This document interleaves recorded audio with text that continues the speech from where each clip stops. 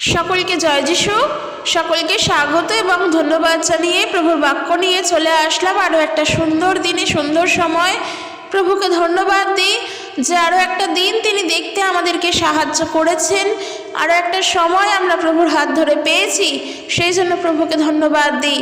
আরও একটা রাতের পর আরও একটা নতুন দিনের আশায় আমাদেরকে তিনি ভরিয়ে তুলেছেন, সেই জন্য ঈশ্বরকে ধন্যবাদ দিই।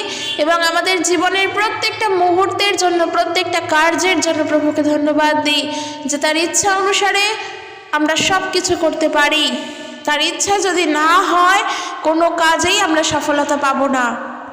এই কথা একদম খাঁটি কথা, এই কথা একেবারে সত্য কথা যে ঈশ্বরের ইচ্ছা না হলে জীবনের কোনো কাজের জন্য তুমি এগোতে পারবে না।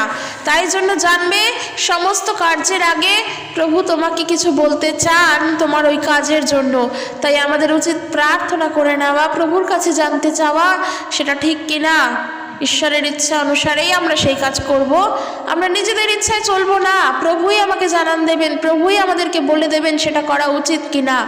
তাই আমি বলতে চাই, বিশ্বাস সহকারে একবার, শুধুমাত্র একবার তোমার কোনো কাজের আগে তুমি প্রার্থনা করে প্রভুর কাছে জানতে চাও প্রভু কি উত্তর দেন, সেই অনুযায়ী জীবনে চলো।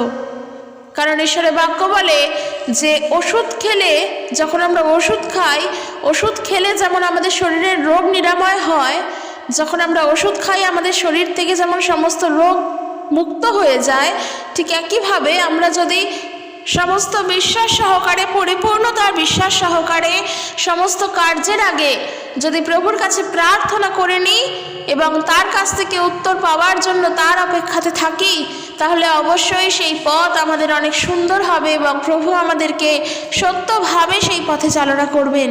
তাই প্রভুর উপরে ভরসা রেখে তার কাছে প্রার্থনা করা প্রত্যেকেরই প্রয়োজন। তো চলো আজকে ভিডিও শুরু করি। আজকের যে বিষয় নিয়ে আলোচনা করব তা হলো, দেখো প্রভু যিশু তিনি তো ঈশ্বরের প্রিয় পুত্র ছিলেন, তিনি তো ঈশ্বরের প্রিয় ছিলেন। আর আমরা সবাই ঈশ্বরের প্রিয় হয়ে উঠতে চাই, প্রভু যিশুর প্রিয় হয়ে উঠতে চাই। প্রত্যেক বিশ্বাসীরা ঈশ্বরের প্রিয় হয়ে উঠতে চায়, প্রত্যেক মানুষ ঈশ্বরের প্রিয় হয়ে উঠতে চায়। কিন্তু ঈশ্বরের প্রিয় হয়ে উঠতে গেলে অবশ্যই আমাদেরকে শিখতে হবে যে আমাদের জন্য ঈশ্বর কি চান। আমাদেরকে জানতে হবে প্রভু আমাদেরকে কি কিভাবে জীবনে এগিয়ে চলতে বলছেন, তাহলেই আমরা ঈশ্বরের প্রিয় হয়ে উঠতে পারবো। কারণ আমরা যদি প্রভু যীশু খ্রিস্টের জীবনযাপন দেখি, তিনি তো যা করতেন ঈশ্বরের ইচ্ছাতে, তিনি স্বয়ং নিজের ইচ্ছায় কোনো কাজই করতেন না। তিনি যা করতেন তার পিতার ইচ্ছা পালন করার জন্যই তিনি করতেন, তিনি স্বর্গস্থ পিতার গৌরব করার জন্যই সমস্ত কার্য করতেন। আর যার জন্য তিনি কিন্তু ঈশ্বরের প্রিয় পুত্র ছিল।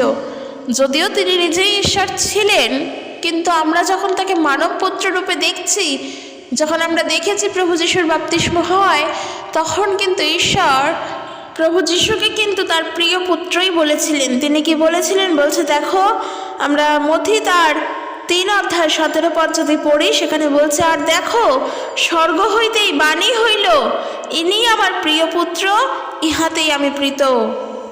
তাহলে আমরা প্রত্যেকে ঈশ্বরের প্রিয় সন্তান হয়ে উঠতে চাই, তার জন্য আমাদেরকে অবশ্যই কিছু বাক্য পালন করে চলতেই হবে। কারণ ঈশ্বরের সন্তান হওয়ার জন্য সর্বপ্রথম যেটা করার প্রয়োজন তা হলো ঈশ্বরের বাধ্যতায় চলা, তার আজ্ঞাবহ হয়ে চলা।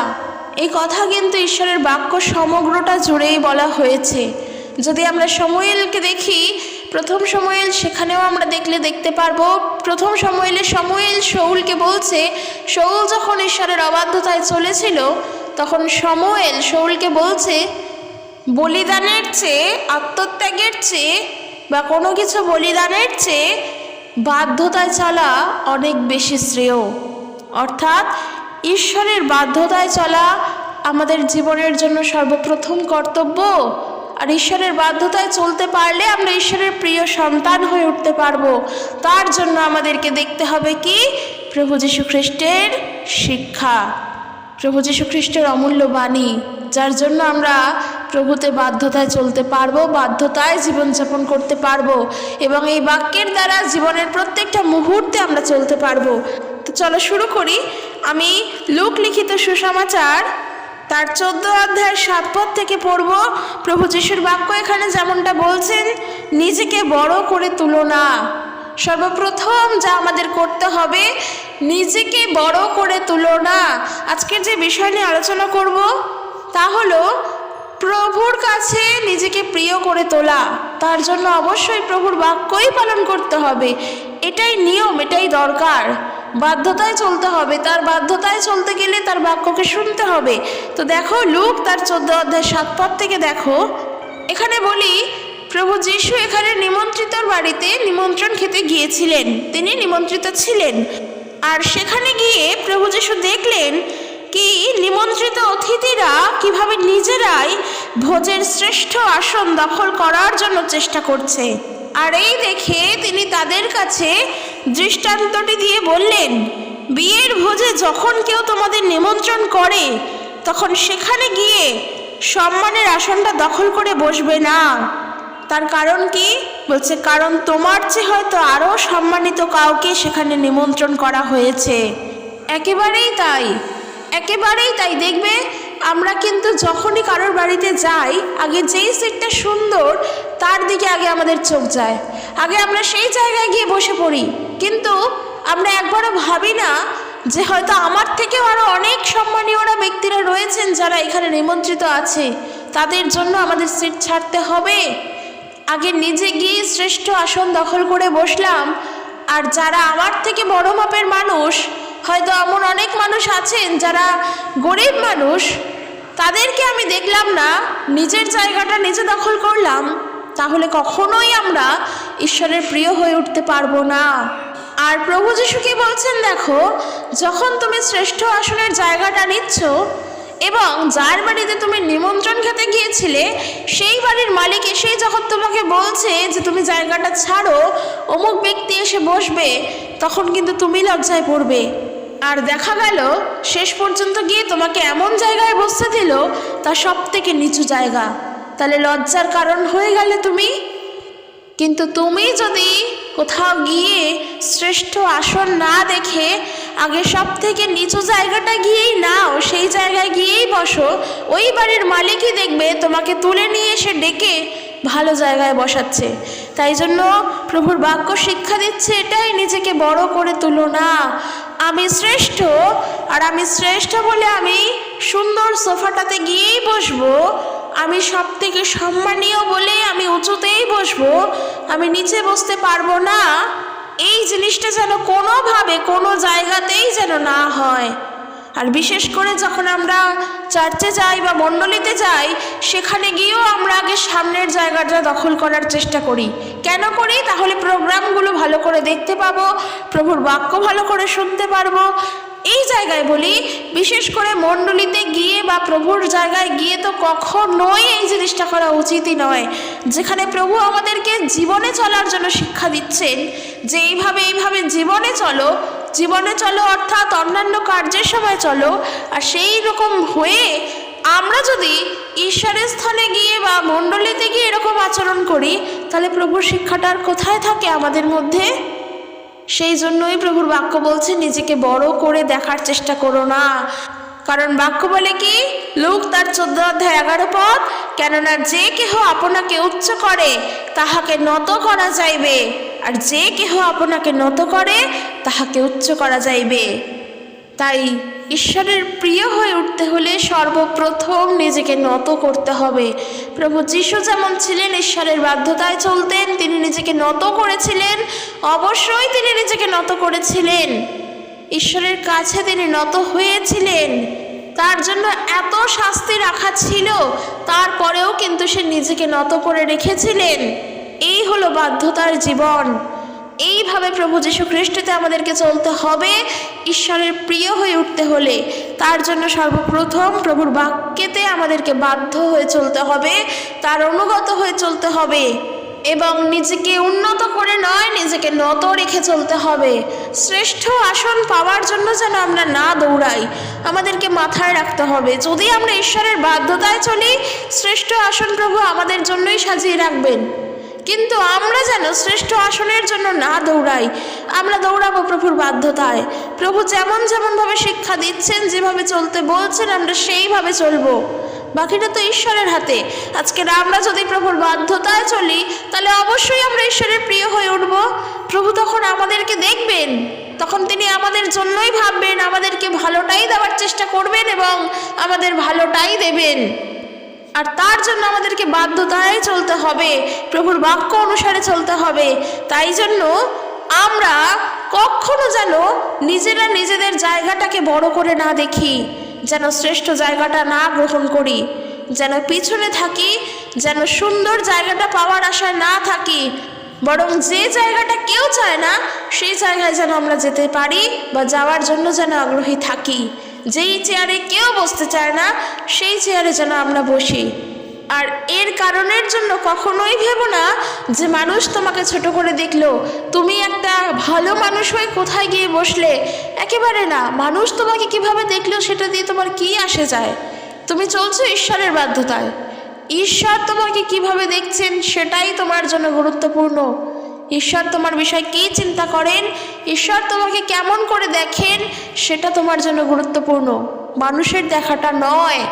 তাই জন্য প্রভুর বাধ্যতায় চলো, নত নম্র হয়ে চলো, প্রভুতে বেড়ে ওঠার জন্য নিজেকে ঈশ্বরের কাছে নত করে চলো। এরপর যে বাক্য বলবো তা হলো, বা এর পরের যে বিষয় তা হলো ঈশ্বরের চোখে ধার্মিক হওয়া। ঈশ্বরের চোখে ধার্মিক হওয়ার জন্য ঈশ্বরের ইচ্ছা অনুসারেই চলতে হবে। আর সেই জন্য যদি আমরা 2 তিমথিও তার 2:15 দেখি, সেখানে প্রভুর বাক্য বলছে, দেখো, তুমি আপনাকে ঈশ্বরের কাছে পরীক্ষাসিদ্ধ লোক দেখাইতে যত্ন করো, এমন কার্যকারী হও যাহার লজ্জা করিবার প্রয়োজন নাই, যে সত্যের বাক্য যথার্থ রূপে ব্যবহার করিতে জানে। এখানে বলছে কি, ঈশ্বরের কাছে পরীক্ষাসিদ্ধ লোক দেখাইতে যত্ন করো। প্রত্যেক বিশ্বাসীকে বলা হচ্ছে কি, আমাদেরকে ঈশ্বরের কাছে পরীক্ষাসিদ্ধ লোক দেখাতে হবে। এর অর্থ আমাদের ব্যবহারের দ্বারা, আমাদের কার্যের দ্বারা এমনভাবে আমাদের চলতে হবে যে আমরা ঈশ্বরের কাছে পরীক্ষা সিদ্ধ। আর সেই পরীক্ষা সিদ্ধ হতে হলে নিজেকে এমন করে তৈরি করতে হবে যে প্রভু আমাদেরকে পরীক্ষা করে আমাদের কোনো ভুল খুঁজে পাবেন না। তাহলেই তো আমরা ঈশ্বরের প্রিয় হয়ে উঠতে পারবো। যেমন করে আমরা দেখি ইয়োবকে, ইয়োব বলছেন যে কিন্তু ঈশ্বর জানেন আমি কেমন লোক, তিনি আমাকে পরীক্ষা করছেন এবং তিনি দেখবেন যে আমি সোনার মতোই পবিত্র। অর্থাৎ ইয়োব বলেন যে আমি সর্বদা ঈশ্বরের চাওয়ার জীবনেই জীবনযাপন করছি, ঈশ্বরের চাওয়ার পথেই জীবন ধারণ করছি। প্রভু আমাদেরকে পরীক্ষা করুক, আর তিনি পরীক্ষা করে দেখলে দেখবেন যে আমরা কতটা পবিত্র, আর তাহলেই আমরা ঈশ্বরের কাছে প্রিয় হয়ে উঠতে পারবো। আর ঠিক সেই কারণের জন্যই আমাদের আচার ব্যবহারের দ্বারা ঈশ্বরের কাছে আমাদের ধার্মিক হতে হবে। যেমনটা আমরা লুক তার 18:9 থেকে যদি পড়ি, সেখানেই দেখো প্রভু দেখো কি বলছেন, যারা নিজেদেরকে ধার্মিক মনে করত আর অন্যকে তুচ্ছ জ্ঞান করত, তাদের উদ্দেশ্যে তিনি এই দৃষ্টান্তটি দিলেন। নিজেকে ধার্মিক বলে মনে করছে আর অন্যকে তুচ্ছ জ্ঞান করছে, অর্থাৎ তারা মনে করছে আমরাই ধার্মিক, আমরাই শ্রেষ্ঠ, আর অন্য কেউ নয়। তাই খ্রিস্টতে থেকে এই জিনিসটা যেন না হয়। দেখো, ধরো মনে করো তুমি বিশ্বাসী, তুমি খুব ভালো প্রভুর কাছে প্রার্থনা করতে জানো, কিন্তু আমি পারি না। এর ফলে তুমি মনে করো না যে তুমি প্রার্থনা করতে জানো মানেই তুমি ধার্মিক, আর আমি পারি না মানে আমি কিছু পারি না, বা প্রার্থনা করতে আমি জানি না মানে প্রভুর বাক্য আমি জানি না, এমনটা কিন্তু নয়। তাই এই যে ধার্মিক, এটা লোককে দেখানোর জন্য নয়, ঈশ্বরের কাছে দেখানোর জন্য নিজেকে পরীক্ষা সিদ্ধভাবে যত্ন করো, যেন প্রভু তোমাকে দেখে বলেন যে তুমি সত্যিই একজন ধার্মিক ব্যক্তি। যেমনটা বাক্য বলছে কি, 2 লোক মন্দিরে প্রার্থনা করার জন্য গেল, আমরা সবাই জানি এই বিষয়। বলছে 2 লোক মন্দিরে প্রার্থনা করার জন্য গেল, তাদের মধ্যে একজন ফরিসি আর অন্যজন কর আদায়কারী। ফরিসি দাঁড়িয়ে নিজের সম্বন্ধে এইভাবে প্রার্থনা করতে লাগলো, হে ঈশ্বর, আমি তোমায় ধন্যবাদ দিচ্ছি যে আমি অন্য সব লোকেদের মতো নই। প্রথমেই তিনি বলছেন কি, আমি অন্য সব লোকেদের মতো নই, দস্যু, প্রতারক, ব্যভিচারী অথবা ওই কর আদায়কারীর মতনও নই। আমি সপ্তাহে 2 বার উপবাস করি এবং আমি আমার আয়ের 10 ভাগের 1 ভাগ অর্থাৎ দশমাংশ আপনাকে আমি দান করি। কিন্তু সেই কর আদায়কারী দাঁড়িয়ে স্বর্গের দিকে মুখ তুলে তাকাতেও সাহস করল না, বরং সে মুখ চাপড়াতে চাপড়াতে বলল, হে ঈশ্বর, আমি পাপী, আমার প্রতি দয়া করুন। আমি তোমাদের বলছি, এই কর আদায়কারী ধার্মিক প্রতিপন্ন হয়ে বাড়ি চলে গেল, কিন্তু ওই ফরিসি নয়। যে কেউ নিজেকে বড় করে তাকে ছোট করা হবে, আর যে কেউ নিজেকে ছোট করে তাকে বড় করা হবে। যেটা সর্বপ্রথম আমরা ভুল করে ফেলি তা হলো যে আমরা ওদের মতো নই। এটা আমাদের মধ্যেও হয়, বিশ্বাসীদের মধ্যেও হয়। আমরা বারবার হয়তো বলি যে জগতের মানুষ যেমনভাবে চলছে আমরা সেভাবে চলছি না, এর ফলে আমরা অনেক ভালো। হ্যাঁ, আমরা অবশ্যই অনেক ভালো। আমি তোমাদের সঙ্গে এই বিষয়টা আমি নিজেও বলি, অবশ্যই আমরা ভালো। কিন্তু ওই যে যারা জগতের মানুষেরা তারা জানে না, তাদের কাছে গিয়ে যদি প্রভুর কথা না বলি তাহলে তারা কি করে জানবে? একসময় তো আমরাও জগতের মানুষ ছিলাম, আমরাও জানতাম না, কিন্তু প্রভুর সুসমাচার তো আমরা জেনেছি বলে আজ আর আমরা জগতের নেই। তাহলে ওই মানুষগুলোকে গিয়েও প্রভুর কথা জানাতে হবে। আবার হয়তো আমাদের মধ্যেই এমন থেকে থাকে, এমনই হয়তো বিশ্বাসী আমরা। উদাহরণস্বরূপ ধরো, তোমার মণ্ডলীতে তুমি একটু বেশি হয়তো তুমি প্রভুকে দশমাংশ দাও, আর তোমার পাশে থাকা উনি ব্যক্তি সে অত দিতে পারে না, আর তার জন্য কি হয়, হয়তো তোমাদের মধ্যে রেষারেষি হচ্ছে। মণ্ডলীর মধ্যে যদি এই সমস্ত কিছু হয় তাহলে জীবনে কিভাবে চলবো আমরা? কারণ মণ্ডলী হলো ঈশ্বরের পবিত্র স্থান, সেখানে আমরা প্রভুর উপাসনা করার জন্য যাই, সেখানে আমরা রেষারেষি করতে যাই না। এইসবই যদি করি তাহলে প্রভুর রাজ্যের লোক হয়ে আর আমরা কি করলাম? প্রভুর মনোনীত দাস হয়ে তাহলে আর আমরা কি করলাম? এরকম জিনিসপত্র কখনো যেন বিশ্বাসীদের মধ্যে না থাকে, বরং নাই, তার কাছে নেই, তাই জন্য তাকে আমরা সাহায্য করব। যেটা প্রভুর বাক্য আমাদের সব সময় বলে, সাহায্য করার জন্য, কিন্তু কোনো রেষারেষি যেন না থাকে। আবার এমনও হয়, ধরো তুমি দশমাংশ দিচ্ছ, যে কম দিয়েছে তার নামটা ঘোষণা করা হলো, যে বেশি দিয়েছে তার নামটা ঘোষণা করা হলো। প্রভুর রাজ্যে এগুলো কখনো হয়? এগুলো মারাত্মক পাপ করা বলতে হয়। অবশ্যই বলবো, কারণ ধন দৌলতের মধ্য দিয়ে তো আমরা ঈশ্বরের আরাধনা করতে যাই না। যে বেশি অর্থ দিল তাকেই পুরস্কার দেব, আর যে কম দিল তার কোনো পুরস্কার নেই, এটা যেন কখনো না হয়। যে যেমন পাবে সকলকে সমানভাবে দেওয়া দরকার। প্রভুর রাজ্যে সবাই সমান। আর সেই জন্য আমরা, যেটা আমি বলছিলাম, যে ঈশ্বরের প্রিয় হয়ে ওঠার জন্য মানুষকে সাহায্য করো এবং ঈশ্বরের কাছে নিজেকে ধার্মিক দেখানোর চেষ্টা করো। সেটা ঈশ্বরের কাছে, মানুষের কাছে নয়। জীবনে প্রার্থনা করো ওই করগ্রাহীর মতন, যিনি স্বর্গের দিকে মুখ তুলে তাকাতেও সাহস করলেন না, কারণ তিনি সর্বপ্রথম বললেন যে প্রভু, আমি পাপী, তোমার দিকে তাকানোর মতন সাহস আমার নেই, কারণ তুমি পবিত্র।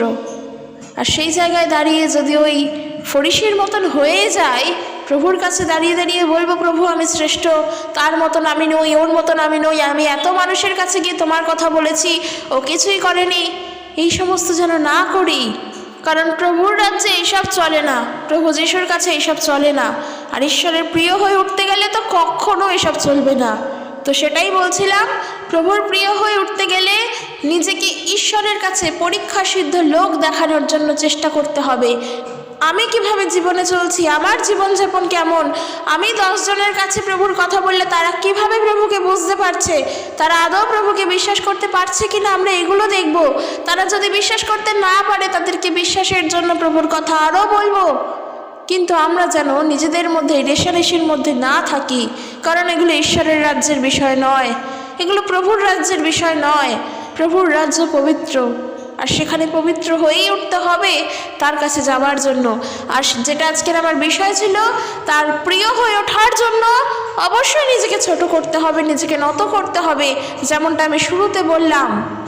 এরপরের যে বিষয় বলবো তা হলো, প্রভুর প্রিয় হয়ে ওঠার জন্য কেবলমাত্র ঈশ্বরকে ভয় করো, যদি লুক তার 12 অধ্যায় 4 পদ থেকে পড়ি, সেখানে একটি বিষয়ে শিক্ষা প্রভু বলছেন যে, কিন্তু হে আমার বন্ধুরা, আমি তোমাদের বলছি, যারা তোমাদের দেহটাকে ধ্বংস করে দিতে পারে কিন্তু এর বেশি কিছু করতে পারে না, তোমরা তাদের ভয় করো না।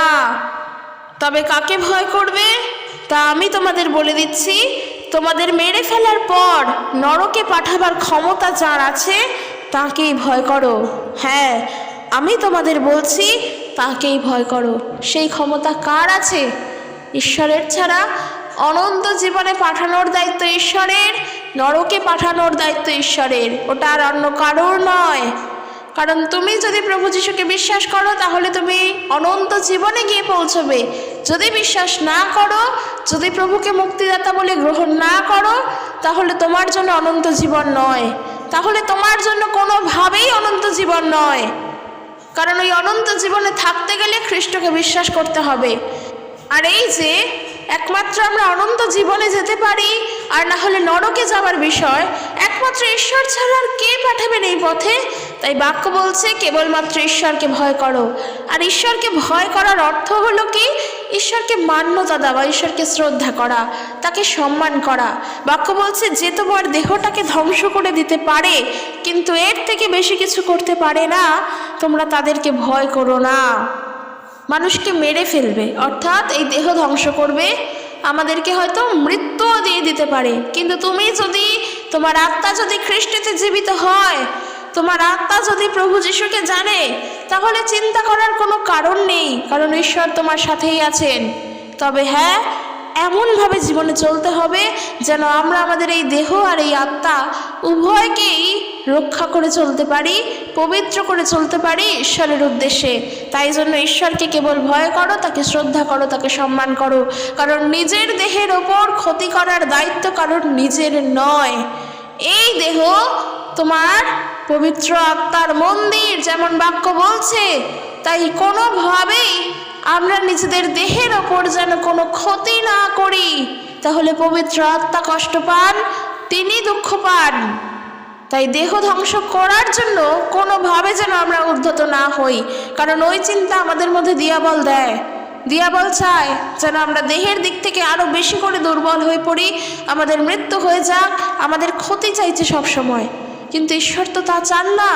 তাই প্রভুর বাক্য আমাদের বলে যেন আমরা প্রভুকে শ্রদ্ধা করে, তাকে সম্মান করে যেন চলতে পারি। তাকে ভয় করার অর্থ হলো তাকে শ্রদ্ধা করা, তাকে সম্মান করা।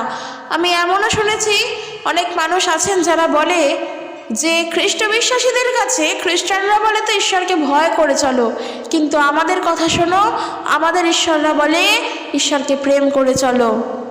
এরকম তর্ক বিতর্ক আমি শুনেছি, যদিও আমার এটা বলার উদ্দেশ্য ছিল না, কিন্তু যদি তোমরা এরকম শুনে থাকো, তাই জন্য আমি বলছি যে যারা বলবে খ্রিস্টানরা বলে ঈশ্বরকে ভয় করে চলো, ঈশ্বরকে আবার কেউ ভয় করে চলে, যদি এরকম প্রশ্ন আসে, উত্তরটা যেন তোমরা দিতে পারো। আমি সেই জন্যই বলছি, ঈশ্বরকে ভয় করার অর্থ হলো ঈশ্বরকে সম্মান করে চলা। আমরা আমাদের পিতামাতাকে ভয় পাই না? আমরা কি আমাদের স্কুলের শিক্ষক শিক্ষিকাদেরকে ভয় পাই না? তাদেরকে তো ভয় পাই। আর তাদেরকে ভয় পাই মানে কি তাদের থেকে দূরে দূরে থাকি? তারা হয়তো আমাদেরকে শাস্তি দেয়, পড়া না করে গেলে মারধর করে, তার জন্য ভয় পাই। কিন্তু পড়াটা করলে ভালোটা কার হবে? শাস্তিটা কিসের জন্য যায়? যেন আমরা দুঃখ পাই, নাকি আমরা জীবনে আরো ভালো হয়ে উঠতে পারি তার জন্য? আর যখন তোমাকে তোমার টিচার শাস্তি দিচ্ছে, তাকে তুমি ভয় পাচ্ছ, আর তুমি ভয় পাচ্ছ বলে পরের দিন কিন্তু পড়াটা আবার তৈরি করে নিয়ে যাচ্ছ, আর যার ফলে তোমার পরীক্ষার রেজাল্টটা ভালো হচ্ছে।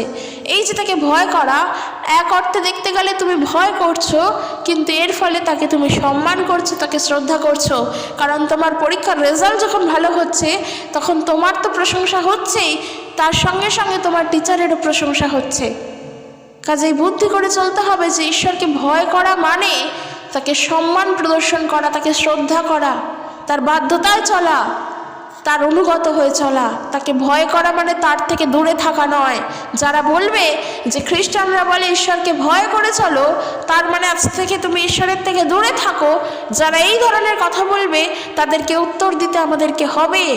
আর সেই কারণের জন্যই আমি বললাম যে ঈশ্বরকে ভয় করে চলো, ঈশ্বরকে ভয় করে চলছো যখন, তুমি ঈশ্বরের বাধ্য হয়েই চলছো, তার বাধ্যতায় চলছো, তার আজ্ঞাবহ হয়ে চলছো, যেটা প্রভু চান। আর প্রভুর প্রিয় হয়ে উঠতে হলে অবশ্যই অবশ্যই তার আজ্ঞাবহ হয়েই চলতে হবে। তাকে সম্মান করে, তাকে শ্রদ্ধা করে, নিজের জীবনে সর্বপ্রথম তার স্থান দিয়ে, নিজের জীবনে সর্বপ্রথম তাকে রেখেই চলতে হবে। আমি যা করব আমার প্রভুর জন্য করব, প্রভুর ইচ্ছাতেই করব, তার ইচ্ছা যারা পৃথিবীর একটা কিচ্ছু হয় না। আমি আমার প্রভুর উপরে নির্ভর করেই চলব, তাহলেই আমরা ঈশ্বরকে সম্মান করে চলতে পারবো। এরপরের যে বিষয় কি, ঈশ্বরের বাধ্যতায় চলার জন্য আমাদের বিশ্বাসের শক্তি সহকারে চলতে হবে। আর এই বিশ্বাসের শক্তিটা কি, দেখো লুক তার 17 অধ্যায় 5 পদ যদি পড়ি, সেখানে বলছে, এরপর প্রেরিতরা প্রভুকে বললেন যে আমাদের বিশ্বাসের বৃদ্ধি করুন প্রভু। প্রভুর কাছে তারা বলছেন যে প্রভু আমাদের বিশ্বাসের বৃদ্ধি করুন।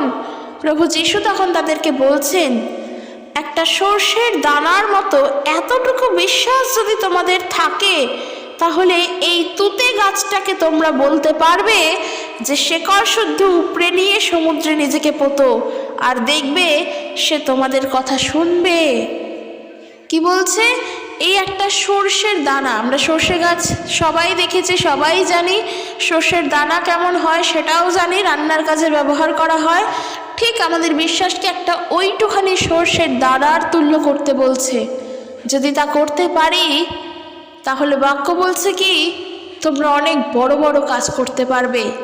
কাজেই আমাদের বিশ্বাস যদি এইটুখানি হয়, তাহলে প্রভুতে যদি এইটুখানি বিশ্বাসও আমাদের থাকে, তাহলে আমাদের পক্ষে অনেক কিছু করা সম্ভব। আর এইটুখানি বিশ্বাস যখন আছে, তখন জানবে যে তোমার বিশ্বাসের শক্তির দ্বারা তুমি আরও বিশ্বাসে বৃদ্ধিপ্রাপ্ত হবে। তাহলে আমাদের দরকারটা কি? প্রভুকে সর্বপ্রথম বিশ্বাস করা, প্রভুর অনুগত হয়ে থাকার জন্য, প্রভুর বাধ্যতায় নিজেকে জীবনে এগিয়ে নিয়ে চলার জন্য আমাদের প্রয়োজন প্রভুতে বিশ্বাস করে চলা।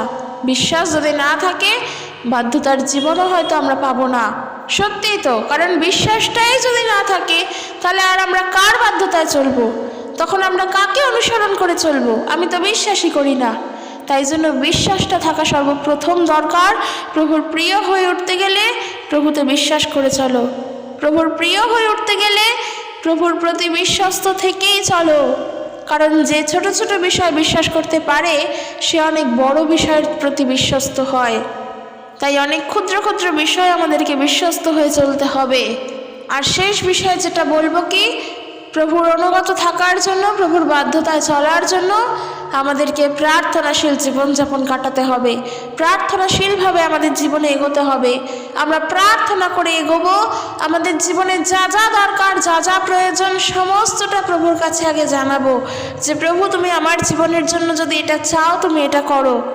কারণ আমরা যখন নিজের ইচ্ছাগুলো প্রভুর ওপরে চাপিয়ে দেব, হয়তো তখন আমাদের অনেক সমস্যা হতে পারে। কিন্তু আমরা যেন নিজের ইচ্ছা প্রভুর উপরে না চাপিয়ে প্রভুর ইচ্ছার জন্য যেন অপেক্ষা করি। দেখো, আমি এটা বলছি না যে আমাদের ইচ্ছাগুলো প্রভুর কাছে আমরা বলবো না, বা আমি এটা বলছি না যে প্রভুর কাছে আমরা কখনোই নিজের ইচ্ছা চাপাবো না, এমনটা আমি বলছি না। অবশ্যই করতে পারো। প্রভুর কাছে এরমভাবেই তুমি প্রার্থনা করতে পারো যে প্রভু, আমি তোমার অপেক্ষায় আছি, আমি বিশ্বাস করি তুমি আমার জীবনে কাজ করবে। তুমি এইভাবে প্রার্থনা করতে পারো। তুমি এইভাবেও করতে পারো যে প্রভু, তুমি যদি চাও তাহলেই আমার জীবনে তোমার এই কাজটা হবে। প্রভুর ওপরে তুমি সমস্ত রকমভাবে তোমার ইচ্ছা অনুসারে তুমি প্রার্থনা করতে পারো। কিন্তু যেটা মেন বিষয় আমার বলার, যে সব সময় আমরা যেন নিজের ইচ্ছাগুলো প্রভুর ওপরে চাপিয়ে না দিই। যে প্রভু, তুমি যদি আমার জীবনে এটা না করো, তাহলে আমি তোমার প্রার্থনায় যাব না। তুমি যদি আমার জীবনে এটা না করো, আমি তোমার নামে সাক্ষ্য দেব না। তুমি যদি আমার জীবনে এটা না করো, আমি বাইবেল পড়বো না। এই ধরনের প্রার্থনা যেন না করি। এইখানেও আমি বলতে চাই যে এইভাবে প্রার্থনা করলেও যে আমরা উত্তর পাবো না, সেটাও নয়। প্রভু আমাদের সব সময় উত্তর দেন। কিন্তু তুমি চিন্তা করে দেখবে পরে, যে আমি যে এইভাবে বললাম যে প্রভু, আমি তোমার কাছে এইটা না পেলে আমি তোমার প্রার্থনায় যাওয়া বন্ধ করে দেব। আর তার ফলে দেখবে তোমার নিজের মধ্যেই একটা অপরাধবোধ ফিল হবে যে এটা আমার বলা ঠিক হয়নি। কেন ঠিক হয়নি? কারণ প্রভুর সঙ্গে কি আমি শর্ত রেখে কখনো প্রার্থনা করছি তিনি তো আমাকে বিনামূল্যে দেন, বিনা শর্তে দেন। তিনি তো আমাকে বলেন না যে তুমি আগে বাইবেল পড়োই, তাহলেই আমি তোমাকে উত্তর দেব। আমরা তো কত সময় আছে বাইবেল না পড়ে নিজের ইচ্ছা মতো জীবনে গিয়ে চলছি, কিন্তু প্রভু তো তা করেন না। আমি এটাই বলতে চাই যে বাধ্যতায় চলতে গেলে প্রভু যেটা চান আমার জন্য সেটাই করুক। এইভাবে করতে হবে প্রার্থনা। তার জন্য হয়তো আমাকে অনেক কষ্ট পোহাতে হবে, তার জন্য অনেক সমস্যার মধ্যে পড়তে হবে আমাদেরকে, কিন্তু যদি তাতে তুমি পড়তে রাজি হও, জানবে ঈশ্বরের আশীর্বাদ তোমার জীবনের জন্য আছে। কারণ তার জন্য তুমি সমস্যায় পড়ছো, তিনি তো তোমাকে দিয়ে কাজ করাবেন, তিনি তো তোমাকে ব্যবহার করবেন তার সেবা কার্যের জন্য বা অন্য কোনো কার্যের জন্য। তাহলে অপেক্ষায় থাকো, ধৈর্য ধরো আর প্রার্থনা করতে থাকো। শর্ত রেখে প্রার্থনার উত্তরও তুমি পাবে, বিনা শর্তে প্রার্থনারও উত্তর পাবে। তুমি প্রভুকে তো বিশ্বাস করো, তুমি যেভাবে প্রার্থনা করবে তখনই তুমি তার উত্তর পাবে। কিন্তু তোমাকে মাথায় রাখতে হবে যে আমি তো প্রভুর বাধ্যতায় চলছি, প্রভু আমার বাধ্যতায় চলছেন না, ঈশ্বরকে আমি চালনা করছি না। আমাকে ছাড়া ঈশ্বর অসম্পূর্ণ এমনটা নয়, ঈশ্বর ছাড়া আমি অসম্পূর্ণ। আমি ঈশ্বরের বাধ্যতায় চলছি, তিনি আমাকে চালনা করছেন, তাই গুরুত্ব দেওয়া, প্রাধান্য দেওয়া তাকে উচিত। তিনি আমার জীবনে যেমন চাইবেন তেমন করবেন। এইভাবে চলতে হবে জীবনে, যেন প্রার্থনাশীল জীবনযাপন করি। যেভাবে প্রভু চান সেভাবে প্রভু চালনা করুক। তার জন্য যদি কষ্ট পেতে হয় আমরা পাবো, কারণ আমরা ঈশ্বরের ইচ্ছা পালন করছি। আর ঈশ্বরের ইচ্ছা পালন করতে হলে জীবনে দুঃখ আসবে। জীবন আমাদের অনেক সুখের হবে না, অনেক বিলাসিতার হবে না। দুঃখ জীবনে আসবে, সেই দুঃখকে বরণ করে নিতে পারলে আমরা জয়ী হব। এইভাবে বিশ্বাসের মধ্য দিয়ে কাটাতে হবে। টাকা পয়সা সুখ শান্তিতে থাকতে কে না চায়, কিন্তু প্রভুতে চলতে গেলে, বাধ্যতায় জীবন কাটাতে হলে যদি দুঃখে চলতে হয়, সেটা সবাই চায় না। কিন্তু আমাদেরকে বাক্য বলছে সেই বাধ্যতা দিয়েই জীবন কাটাতে হবে, ঈশ্বরের বাধ্যতায়, নিজেদের ইচ্ছাতে নয়। তাই আমি বলতে চাই, ঈশ্বরের প্রিয় হয়ে উঠতে গেলে প্রভুর বাধ্যতায় জীবন কাটাবো। আমরা আজ থেকে প্রার্থনা করবো যে প্রভু তোমার বাধ্য হয়ে চলতে চাই, আমরা এখনো পারি না তোমার বাধ্যতায় চলতে, কিন্তু তুমি সাহায্য করো। এইভাবে আমরা প্রার্থনা করব। তো চলো আজকের ভিডিও এখানে শেষ করছি। ভিডিওটি কেমন লাগলো জানিও, যদি ভালো লাগে অবশ্যই লাইক কমেন্ট করে দিও এবং শেয়ার করে দিও। আর যেটা বলার, আমরা যেন বাধ্যতায় চলতে পারি। ঈশ্বর তার আপন বাক্যে প্রত্যেককে আশীর্বাদ যুক্ত করুক। আর আমরা যেন এই বড়দিনে প্রভুর বাক্য সকলের কাছে বলতে পারি। জয় যিশু, প্রেজ দ্য লর্ড।